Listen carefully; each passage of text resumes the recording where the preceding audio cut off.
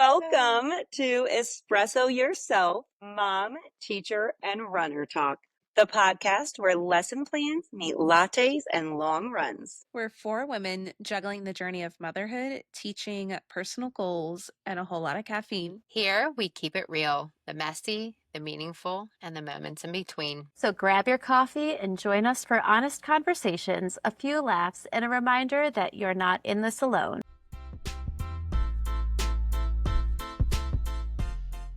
Welcome back. We have had a week and an extra day because we are recording this. It's actually Labor Day weekend. It'll be a week past by the time you all listen to this, but we are recording a day late because we all had functions and things on our usual Sunday with Labor Day. So we are going to catch up, just kind of see what's new in everybody's life. You will notice that there is just the three of us tonight. Unfortunately, Rachel has to step away for a while. Just some life things and work and just making sure she's taking care of herself and her priorities. So we look forward to having her back at some point and being a guest on our show.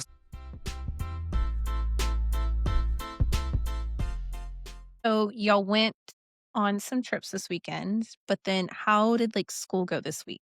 I think we're 3-4 weeks in, a month in now? Gosh, yeah, because we're I started starting the week 6th. 4. Mm-hmm. Yeah, we're starting week 4. School this week, so I don't have an update about kindergarten other than they are doing well. I can see a difference between day 1 and day 15. But the big thing, so it's interesting because obviously we're all teachers and working in the schools in the district and everything, but I have always been involved in extracurriculars. So I run student council, which I'm going to be starting up in a few weeks, but I am also part of our theater club, and we do 2 shows a year. The first show is usually what's called a straight play, so a non-musical, and then in the spring we do a musical. And in the fall, I am considered the tech director. We have built up this program. I shouldn't say we are. The person who runs the club at school, she has built up this program, and we now have 16 wired mics that the kids put on their heads and have a mic pack. So part of my job is to control the volume of the mics and to make sure that they're all working and all the music and tracks that we have that go along with the plays. So I do that in the fall. And then in the spring, it gets a little more amped up where I'm the music director for our musicals. And so that's been really fun. Well, this past week, we just had auditions for 4th and 5th graders for our fall show. And there were 84 kids who auditioned. We probably have 275 kids in 4th and 5th grade total, but 84 of them showed up to audition, and we accepted 59 of them, and that is a big club. But I was at school Tuesday, Wednesday, Thursday until 6:15. So there was just some really long days last week, but it's so fun to get to see these kids outside of the classroom. And now that I'm in kindergarten, to get to see the older kids now. So it's a good balance of what I'm doing. I'm not going to help out with the show until November, until they move to the stage and all that. But it's really exciting to get back into that. So that was the big thing for me this week. It took up most of my time. The days were just really long, but I am so happy to get that underway again. It's funny that you mentioned the whole grade level. Now that you're with the young ones, you're enjoying being with the older ones for this, because I coached running club for, I think it's been 10 years. I'm the one that started at our building. And when I made the switch to 4th grade, that's when I started to feel more burnt out with doing it. And I don't know if it's just from all the years, but also I'm with the older kids all day and now I'm with them after school. And it's not like a change in scenery from all the little ones. And then I think too, when I was teaching 1st grade, and then I got to go coach the older kids, some of those kids were former students, and it was a reconnection. So that I felt was a hard change. But then this year, somebody else took over for me because I have so much going on with my own littles, and Hayes is 4. I'm like, what am I going to do with him after school? So it has been super weird not being involved at all. I was like, I'll come to some practices. I haven't had an opportunity because of baseball and games. So that's been really, really weird. But it is also a nice relief off of like it's just an added stress that I never really knew that I how much it was a stress until not having it. So So you say that you've like stepped back from coaching. I remember when I let go of sports coaching and that first like few months was so weird. Like the kids were doing tryouts and you still kind of were that person that they would come to. And I'm like, hold on, I can't be that person anymore. Like they need to go to their coaches. They don't need to come to me. Like I know, go to talk to your coach. Oh, but you were our coach like 6 months ago. And I'm like, not anymore. And so the first few months are definitely going to be weird, but it is almost like a huge stress reliever off your shoulders. Like I got time back I didn't know that I was missing. And I was like, wow, oh, I don't have to stay after for a game or a practice or get up even earlier to make it to school for a practice. So you are going to miss the kids. Like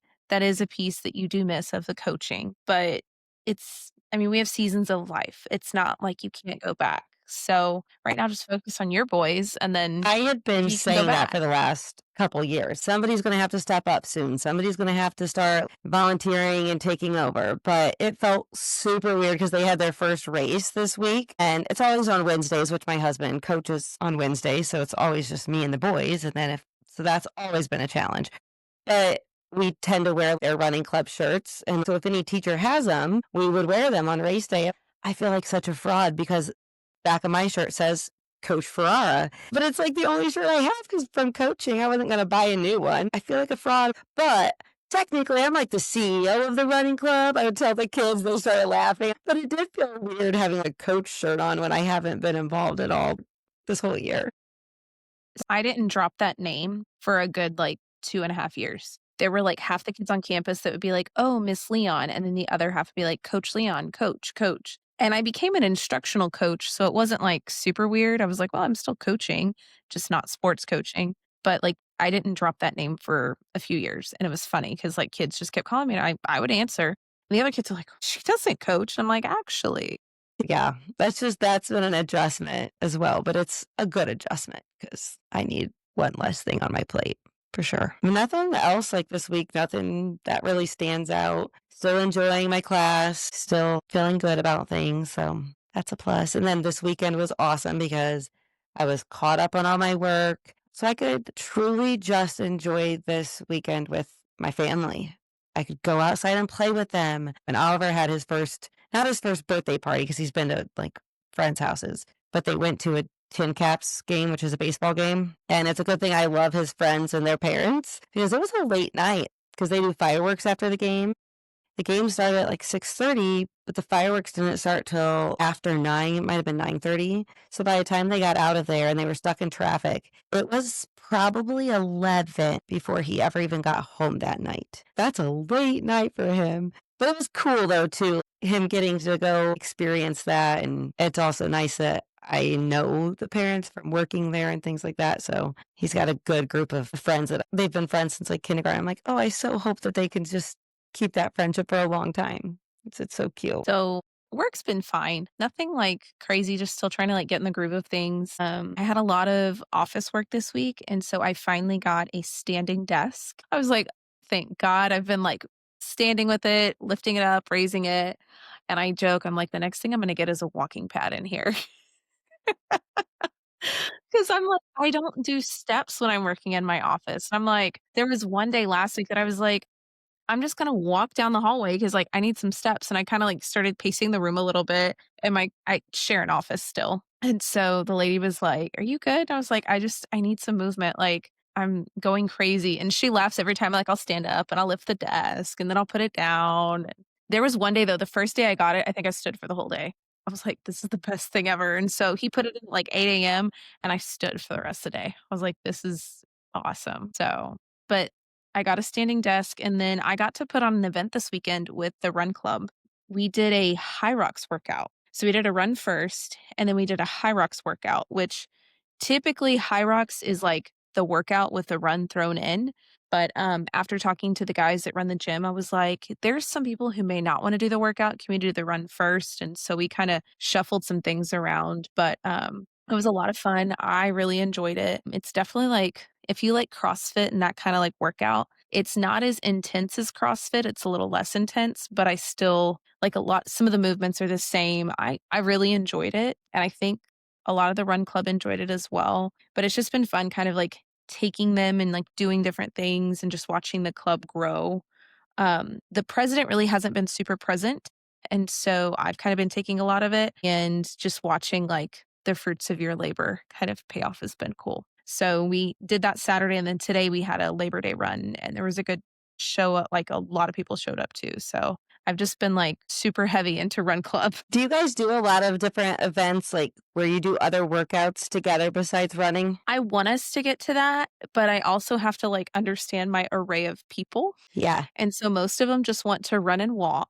And so when I talked with the guys from this High Rocks gym, they currently run and train with us. So we had been talking about this workout for like 2 months. And when it came down to like the week of, okay, what's the actual workout? Like we went back and forth because I was like, look, you have people who are as young as like 30, and then you have people who were like in their 60s. And so they really had to like address that range of people. And I think they did an incredible job of that. Like I truly think they did a good job of like the workout where they could scaffold it down or scaffold it up for people. And we had some people who there was one woman who she's like, I'm not going to do it. She ended up doing part of the workout. I was like, see, look, you can do it. So I want us to eventually get to like more, but I have to slowly push it because if Yeah. I do too much of it at once, people are gonna be like, no. Well, the reason I say that is because our run club that my husband were a part of where we met, they had started up a program called Winter Warriors. And so it was no different than like a typical training program. So we would meet, I think, Tuesday and Thursday nights and then Saturday mornings. And some would be runs, but then others would be like getting involved with community stuff. So we did like Zumba one time, we did kickboxing. So like we partnered with a bunch of different organizations. We went bowling. We went like so it wasn't all necessarily fitness, but it was all points based. Like we would do prediction runs and things like that. And so sometimes you were put on teams, sometimes it was individual, and you would get points based on like where you placed. And then at the end of the program, like you got a trophy if you were the winner. So like it was a lot of fun. But I think the first year we did it, my husband and I were both neck and neck, like to win, and I ended up winning, and he was so mad about it. But I'm like, so just some ideas and thoughts. I know our winner is I very different from your winner, though. Yeah, no, it's super different. Like we can run through the whole winter. It's not like, okay, we can't. I think if anything, like hurricanes are the one thing where like don't run outside. Yeah, And even like the one time that it did hit like 20 degrees down here and it like froze over, I still went out and did my 20 miler. So I was like, yep, nope, I'm still gonna. So the weather doesn't really bother us down here. But no, we have a wide range of people and just trying to like convince them to do certain things has been fun. That's why we need to circle back and think about a spring marathon. And Allison, you'll be fine because you have your treadmill, but I cannot train for a fall marathon here. I cannot wait for October at least. It's still going to be hot here, but November, I mean, December, January, February, sometimes March are just amazing, amazing run months here. And so I'm thinking like, well, if I do a marathon in March, training is going to be good because sometimes it is 40 degrees here in the morning. Sometimes. Sometimes. Sometimes. So my Yeah. favorite part is mean- like when it gets really cold in Florida and they give the warning of The the iguanas. lizards, Yes. the iguanas The that fall iguanas from the falling tree. from the trees. Yes. But it is because they get so cold and then they don't freeze, but they tense up and then yeah, they fall. Yeah. Personally have never seen that, but it does happen. that's I would awesome. love to see that. I know. Me too. When it gets cold and like, both of our states get these warnings of it's going to be really, really cold. My favorite is like the pictures they put up of the falling iguanas. Like, beware of falling. And I'm like, I want to see this. Mm-hmm. The very first really cold temperature, I'm going to text you girls a falling iguana. Like, this is what it feels like up here. And then it'll still be 90 down here. Yeah. So this morning there was like a slight breeze. I want to say it was like 76. And we all got excited. We're like, it kind of feels nice. And then my friend's like, you smell that? It's maybe fall. And I was like, okay. Yeah, even on our pajama day at school before winter break, it's still so hot. Out at recess, it's just still so hot. I can't So imagine. enjoy like sweaters and the colds for us, Allison. I Because will. just know we're Because that's what it jealous. was like last night. We got there and I'm like, I'm putting pants on because it was a little breezy, like the wind. I'm like, but it was the perfect fall weather this weekend. Like, I could do that year round. That would be the perfect weather all year. That's why we said if we did not live in Florida, we would move up to like the Carolinas. I think there are certain parts of the Carolinas that are like that. Yeah.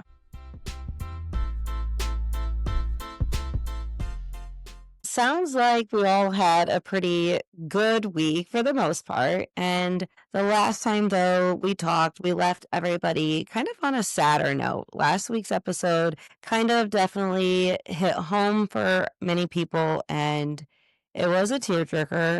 And I know there was many stories that we did not get to share and talk about that were unanswered that we would like to touch base on and revisit this week. So I know Becky, you had some information that you wanted to share kind of on your journey as well. So a lot of this, it's hard to even remember when we all started our IVF journey because it takes a year to start in your infertility journey. And I had mentioned this last week that my OB said we needed to try for a year. And when that year was up, then I could come to her and say, okay, now what is the next step? Mostly because I, through insurance, had an HMO. So insurance said you have to go through all of these tests. So we went through the test to see if my tubes were blocked, and it turned out that one of them was. And then we were able to be referred to a fertility clinic. And when my husband and I went in for that appointment,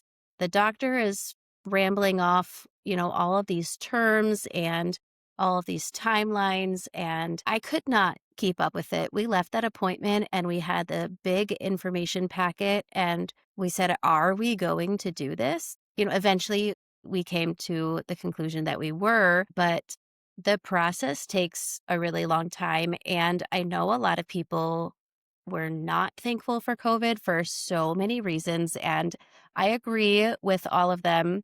It was not a good time in the world. And we're still seeing the effects of COVID today, but it worked out mostly to my advantage. Fertility clinic was 45 minutes away from where I worked. So to go to an appointment, I would have to take off a half day of work every time, sometimes a full day.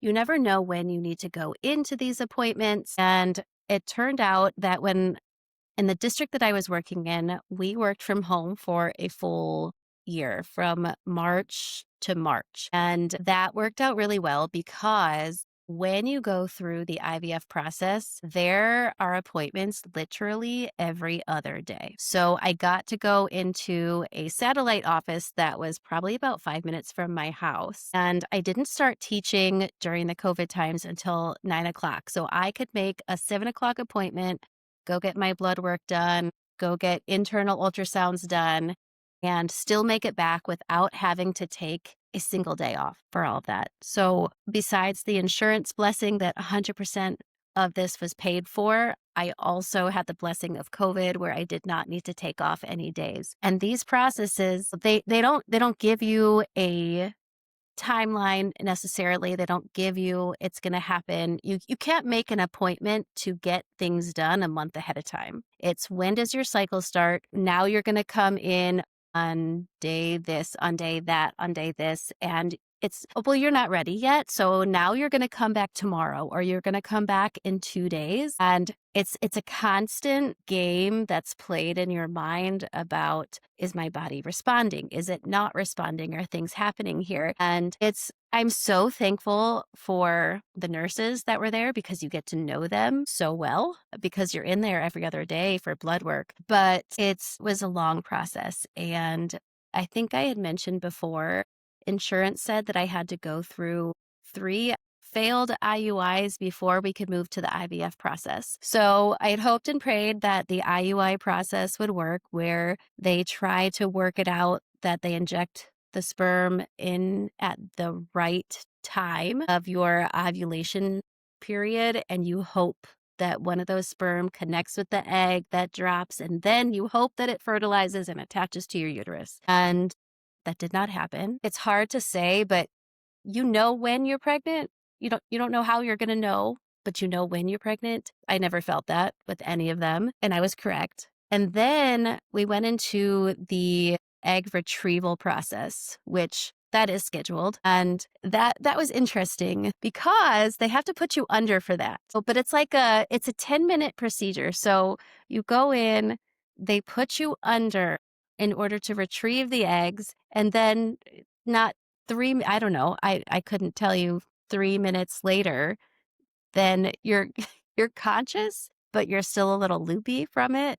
So that would, because it was COVID, that was the only time my husband was able to come with me to do anything other than the consultation. So that was an interesting part of the process as well. But once I did, this is something that I didn't understand, and it definitely played games with my mind as well, because when they retrieve the eggs, then they have the sperm, and then they're mixing it together. Then they have to see which become embryos and then which become matured embryos. So all of the embryos that I had were on day 5 or 6, and then they grade them. I don't know all this scientific part of it, but then they grade them. So if there's like an AA or an AB or a B. And I remember the first time I went in for my first, it was called a fresh transfer because they hadn't frozen them yet. Mhm. I went in for my fresh transfer, and they said, well, this is an AB. And I said to the endometriologist, I think that's what are they called? And the doctor that deals with embryologists, maybe. Yeah. I said, why aren't you? It's an AB. Why aren't you putting it in AA? Why don't we just do this the first time? And she didn't really give me an answer. And I was like, okay, like, let's go in and do this. And that one didn't work. Okay. And so then you had to wait until you got a cycle again. And then you had to wait. You have to go in for more internal ultrasounds. You have to go, and it's just this whole process. The second time I went in for the frozen transfer, it was graded in AA. And obviously that one worked. That's our second son. But it just was very interesting. And then once I never took a pregnancy test for that one ever. I went in for blood work. They showed me the numbers. I went in for more blood work. They said your numbers are going up, and that was it. Then they were like, okay, good luck. We're done with you now. Now you can go to your regular doctor. So it was a very interesting process. I think the whole process took 3.5 years. And also during this COVID time, and I probably won't get into this too much, but because it does politically deal with things. They told me that I had to get a COVID shot while I was still pregnant. And I remember thinking, you're telling me that I spent 3.5 years going through this pain, this heartache, these medical procedures, not to mention, I don't even scratch the surface with all of the medications and the needles and the mixing of medications at home. That was absolutely insane.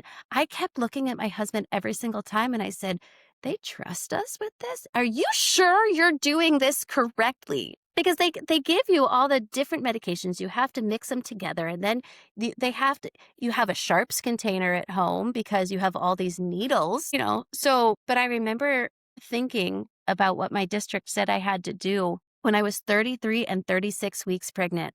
I said, you're going to make me get this COVID shot. And it took me 3.5 years to get pregnant. Couldn't we just wait a few weeks? And I said, as soon as the baby's out of me, I'll go do it. Like, you just don't know. So I'm going to end my political rant right there because that makes me frustrated.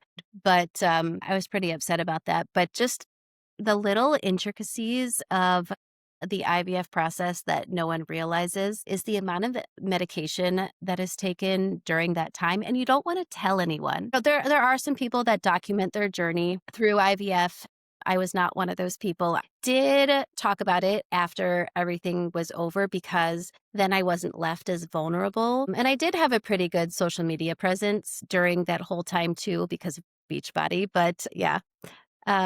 But during that time, I mean, I remember I did share a lot of the journey because there's, like Fertility Awareness Month and things like that. But there's a lot that goes into it that is so emotional because your life is devoted to doing that. Already when you get pregnant, your life is devoted to making sure that the baby is safe. But to get there with the amount of blood work, the amount of internal ultrasounds, the amount of time where you have to say, yes, I have to go and do this. And then the amount of times in my experience where it didn't work and you had to go to work and, still do, like I said last week, when thank goodness I was on Zoom most of the time because when other people were telling me that they were pregnant and I was going through this process, I had to shut off my screen or walk away and no one could say anything. But, it just, I feel like I can talk about it without a lot of emotion right now because the process is done and I've had obviously time to navigate those feelings and it it's I don't think I could go through it again. And I think that's part of the reason why we said that we wanted to adopt out our embryos because first of all, we wanted other people to be blessed by what we were blessed by and be able to have that opportunity. And I know I'm biased here, but my kids are pretty freaking cute. So just they take after my husband. I think I was a cute baby, but they take after my husband, blonde hair, blue eyes, just very cute. But I think that was what I could go through. I think that's all that I could manage going through. And like I said, it was 3.5 years. That was a lot. But I mean, obviously so worth it, and I would never steer anyone away from doing it because the outcome is amazing. And I don't know. I mean, I couldn't say that I wouldn't have done it any other way because I would have, it would have been a lot easier. But I definitely learned a lot about myself in that process. We learned a lot about each other as a couple. And one day our boys are going to know about it too, simply because if there is a successful pregnancy with the family that we gave our embryos to, they are going to have a sibling out there in the world that they're going to need to know about because one day they might come to us and say, hey, you're our two brothers. Oh, we want to get to know you. Or you're our biological parents. We want to meet you because that's what happened to me.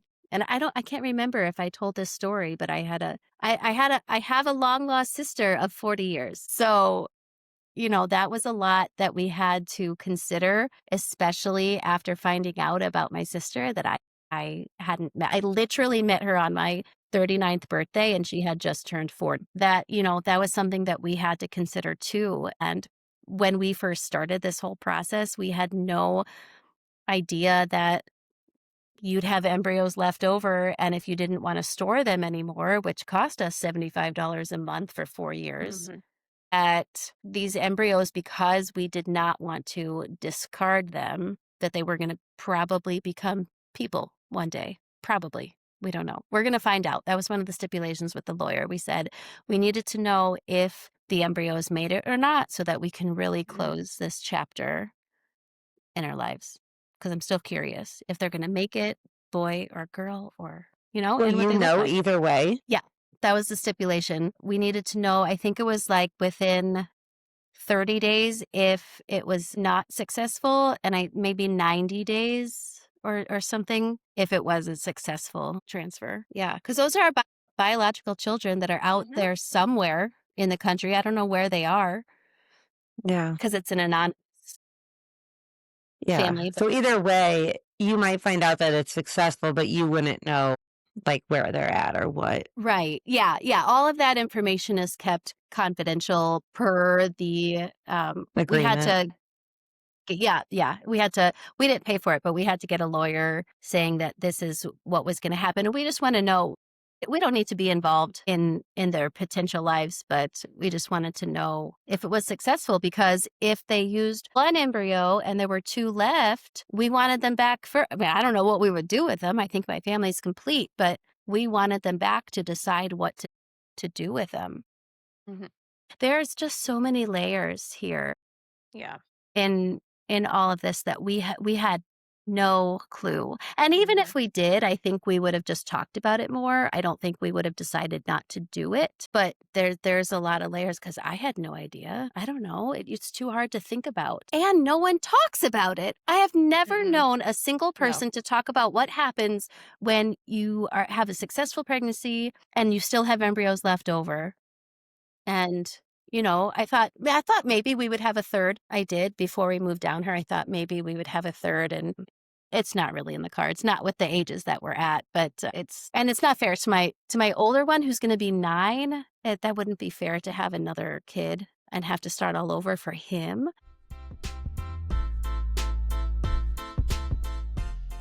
Worried about what do we do with the leftover because financially, I think we'll only be able to afford just one.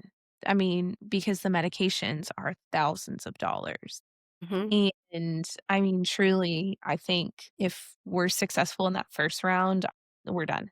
Because we've gone through so many years of infertility. I'm just, like you said, ready to just be done. We want a kid so badly, and we really do. But the emotional, like the draining I'm pregnant and I'm like, "Great, here's another one."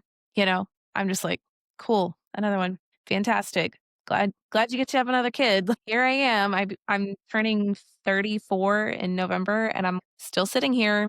Didn't think I'd be 34 childless and struggling. So, and then just like trying to figure out the finances of it all. And I don't know if I mentioned this last week, but like the resentment that you can carry, and like I carry it towards people who can afford IVF and are like, oh, yeah, well, why don't you just start IVF? And so then my snarky remark, because I can't get very snarky, it's like, say, you have 30,000? You want to pay for mine? Or when they suggest like, oh, you should do IVF, I'm like, oh, so you want to pay for mine?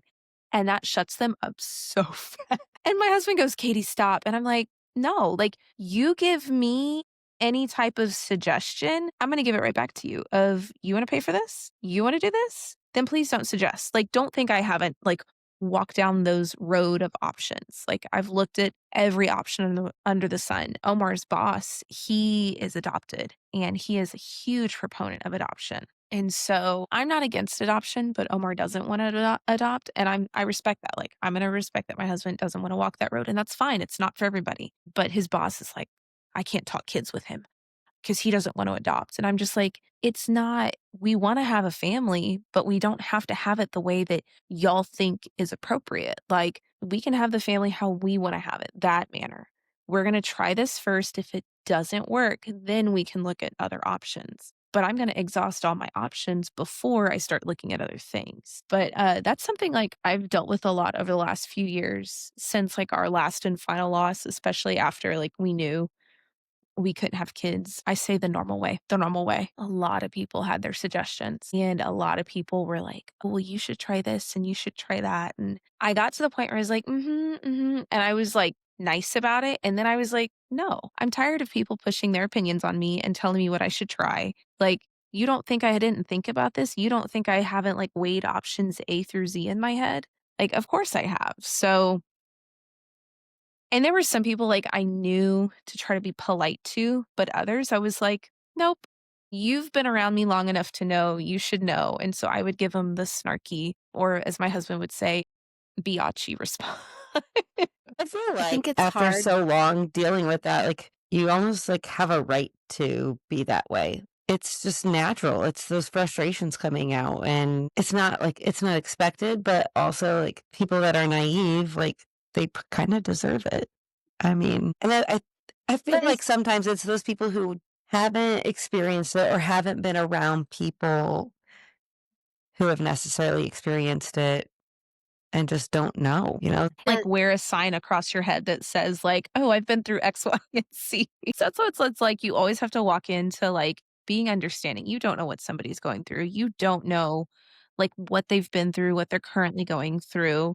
And And so I feel like you always have to not tread lightly, but just be careful with like how you approach people and like say things to them. It's also easy to sit in the audience and say a lot of things because it's not happening to you. So you're not emotionally invested in what's going on. And I think that's a lot of the reason why I didn't say anything about what was going on with the IVF journey because no one understands it unless you've been through it. And that's Mhm. not to put anyone else down. But what was interesting is we had a small group from our church up north and there were 5 couples and we had each of our first babies within 4 months of each other. So, I think I was the last one to be pregnant, but those first 3 pregnancy announcements, I couldn't like, and they told us in person, but I couldn't announce it. Like, I couldn't take it because one person said, "I'm pregnant," and the other person said then the next week, another person was like, "We're pregnant," and then the 3rd week, another person was like, "We're pregnant," and they all had their babies, I think, boom, boom, boom, 1 week, 1 week, 1 week. And then there was myself and then another couple. She went through IVF and it just was like, it was hard to navigate through everyone's pregnancies and stories because everyone was feeling their own feels, the same feels, but different feels. And Mhm. it was so hard to hear when I wasn't pregnant, and then other people were going through second infertility, and it was a lot to go through, but unless people are going through it too, there's not even a way to try and explain it, which was why it was so hard to explain it today because it's a lot to go through and it's a lot emotionally to process. Even it just there's a lot to process physically in your body, Mhm. but of people who don't go through it, it's they're trying to offer a solution, but there's no solution. And that's why, like, I would put up things on, like, my social media and be like, "Please don't offer your advice," or "Please don't." And it wouldn't even be, like, my words, but it would be, like, those things you can repost on stories and stuff. I would do that, and then, you talk about, like, the emotions. I think I'm kind of on the other side of, like, the heightened emotion of, like, when I initially, like, we found out we couldn't have kids, all that without IVF. Because now we're almost 4 years on the other end of it. And so it's crazy to me, I'm like, "It's already been 4 years." Like, that's crazy to me that it's been that long. It still feels like it's very fresh, but it's like I'm in a different stage of grief. I'll some things will set me off, but not, like, a lot. And I think, like, one of my friends, she's like, "I'm proud of you because you were able to go sit at a meal with somebody who wanted to have, like" I don't even know if we wanna call it a baby shower, but it was like a dinner for one of the other instructional coaches, and she went through 1 loss, and then this was her 2nd kid or her 2nd pregnancy, but it was successful. And she goes, "Wait, you're going?" And I said, "Yeah." I was like, "She's an instructional coach with me, and she's my friend." And she's like, "That's huge for you to be able to even go to, like, a meal for that." And it's funny because, like, I don't know if I wanna say I'm picky and choosy, but, like, if I've seen somebody, like, go through struggles and, like, they have a successful one, I'm like, "Okay, I'll go to your thing or I'll, support you." But if you just willy-nilly get pregnant, I'm probably not gonna go to your baby shower. So it's I don't know, it's weird. Like, we're still in it, but it's just weird being on this other side. Like you said, it's so hard to explain. And some people will probably say, "Oh, well, she's being rude and petty." And I've gotten all of it. Like, I'm sure Allison's like, "What the heck?" Like, people say, I'm like, "Yeah, I've gotten it." Like, people have told me I've been like Yeah. rude and petty and you're being childish and you need to grow up, like, get over it. I've been told all of this. And now maybe this has come with like age, but I don't care. Like, you can say what you want, but this is like what we've gone through and this is how I feel and this is what it's going to be. Like, I've had family members that are like, "How dare her not come to our holiday? We just wanted the kids to have Santa." Yeah, no, I don't want to be there to watch your kids have Santa. Like, that's for me, that's protecting my peace is not going there. And so, yeah, I've had like full family members just, and like I just said last week, I kind of had to like I don't wanna say cut off, but distance myself, and I don't know what it's gonna look like if and when we eventually have a successful pregnancy. Like, I don't know what those relationships are gonna look like. because IVF doesn't only like affect your relationship with your spouse, but like everyone around you. I don't know what those relationships are going to look like. And the resentful side of me kind of doesn't want to fix those. Like, you weren't with me in the trenches. So why should you be with me in the highs, you know? So I don't know. It's weird. I think it's something that I personally have to remember because my brother and sister-in-law are going through all of this too. And my brother's 7 years older than I am. I have two older brothers, and I was the first to have kids.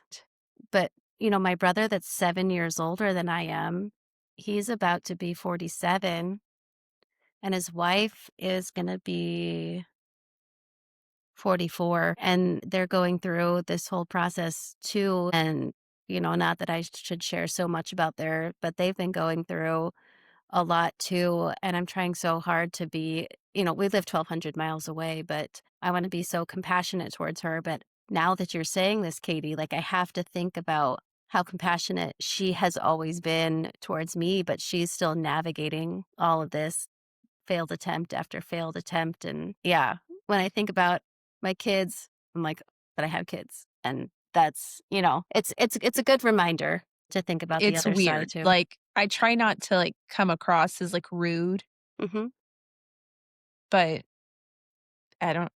there's no perfect way to cope and handle with this. There's no like textbook way. Like, people are just now starting to talk about it openly. And so, I mean, maybe 20 years from now, there will be, not a perfect way to handle it, but, people will be more open. But I mean, we're in 2025 and people are just now starting to be open about all of the obstacles of it. And so, I mean, I'm navigating it how is best for me. The next person may not navigate it like how I'm navigating it. I mean, you navigated it differently, but I think, you do the best with what the cards you're dealt and what you know how to do. Yeah.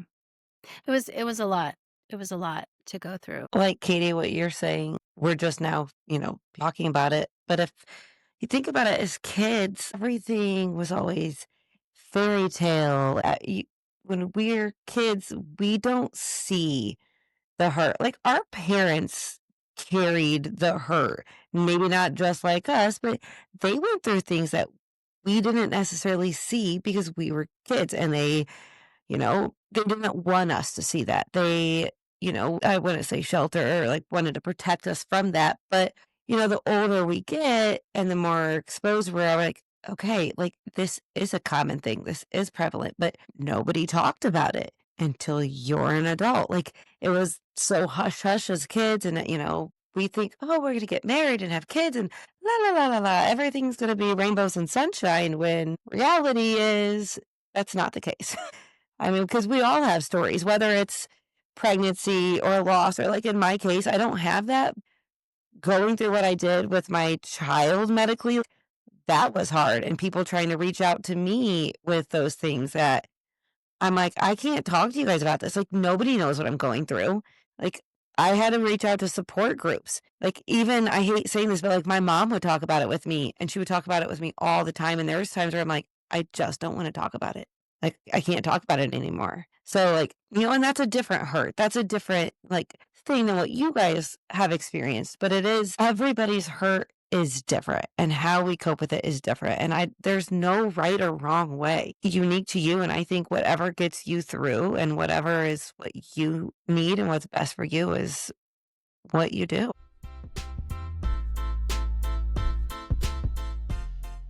Thanks for sipping and sharing a moment with us today. We can't wait to keep showing up with you each week. Messy, caffeinated, and real. And if you liked what you heard, we'd be so grateful if you'd follow, subscribe, or share this with your teacher, bestie, mom group chat, or training partner, or all three. It helps more people find our little corner of chaos and connection. And don't forget to connect with us on Instagram at Espresso Yourself Podcast. Tell us what resonated, share your own stories, what topics you want us to cover, or just come say hi. Make sure to hit follow so you don't miss next week's episode. Until next time, Keep showing up. Keep giving yourself grace. And espresso yourself. one sip at a time. Cheers.